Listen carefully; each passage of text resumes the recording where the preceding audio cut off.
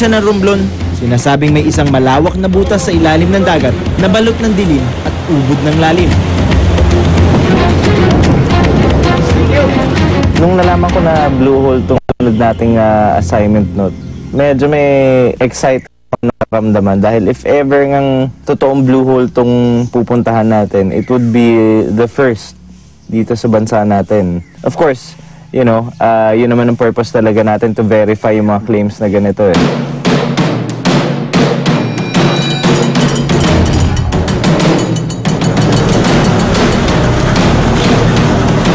Pero dahil sa lakas ng alon, nagpasya muna kaming sumisid sa barangay Agpanabat.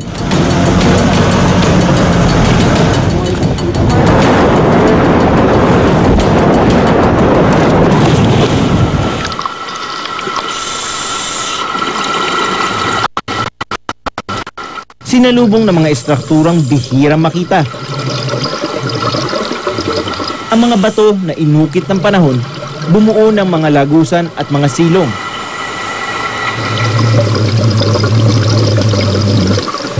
Napakaganda na itong dive site na to. Kakaiba yung formation ng coral sa ilalim, no?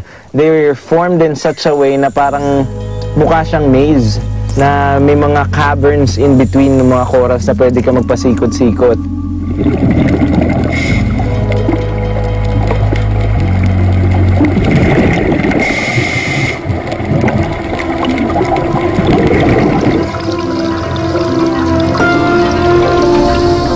Naging kublihan ito ng mga samot-saring buhay.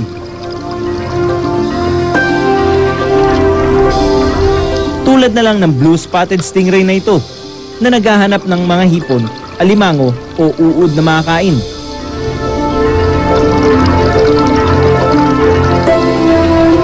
Ang sea cucumber naman, kumakain ng algae at ibang maliliit na organismo na nakukuha nito gamit ang kanyang maliliit na kalamay. Nakatsempo din kami ng kakaiba na nudibranch. Ang Romblon ay parte rin ng Verde Passage na siyang kilala bilang Center of the Center of Marine Biodiversity, ang lugar sa mundo kung saan may pinakamaraming uri ng hayop dagat at korales. Kaya hindi katatakang sagana rin sa buhay ang nadatnan namin sa ilalim. Ang Verde Passage po isa sa mga importanteng marine corridor sa biodiversity. At sinasabi natin dun sa mga scientifico na nagsasabi na ito daw po yung center of marine global biodiversity. So, hindi naman po ako nabibigla na sa aking pagdadive ngayon, maraming magagandang tanawin sa ilalim, marami pang mga isda na minsan hindi mo na makita dun sa mga lagi na lang pinupuntahan. At ayon kay Sir Mon, maaaring ang mga estruktura ng bato ay nagbibigay ng mga bakas kung ano ang mga itsura at paano nabuo ang Blue Hole na aming pakay.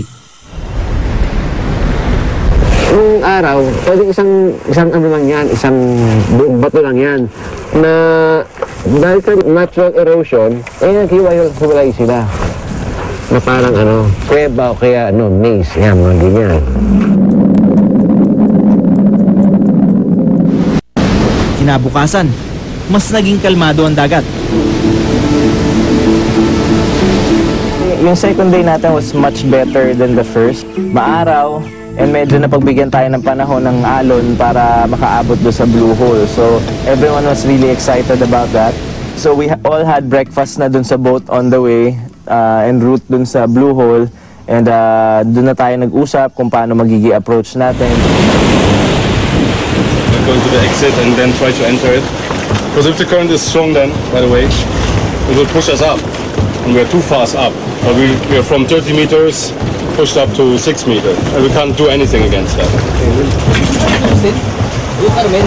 Nandito na tayo sa spot kung saan matatagpuan yung Blue Hole. Ito, medyo maalon.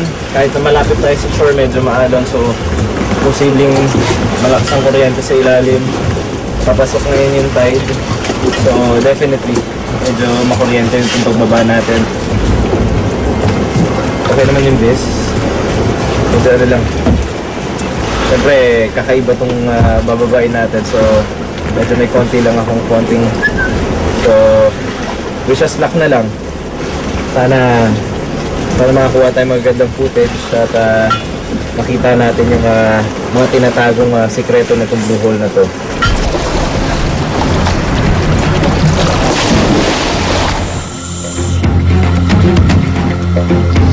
Sa pagbaba, dinatnan namin ang isang malawak na bahura.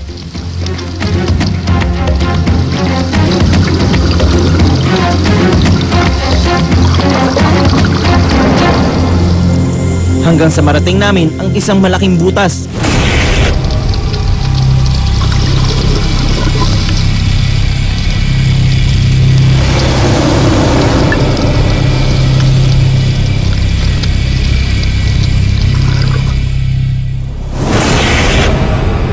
Peter warned us that there are times talaga na sobrang lakas ng current sa ilalim, hindi ka makababa talaga doon sa hole mismo dahil tinutulak ka pataas ng kuryente. Hindi magiging madali ang pagbaba. Ang kuryente o agos daw rito ay maaari kang dalhin pataas nang wala sa oras, na maaari magdulot ng decompression sickness o sakit na delikado sa katawan ng sinumang diver kung bigla-bigla ang kanyang pagangat. Kaya dapat mag-ingat. Abangan sa susunod na Miyerkules. Ako si Kiko Ruscha, born to be wild.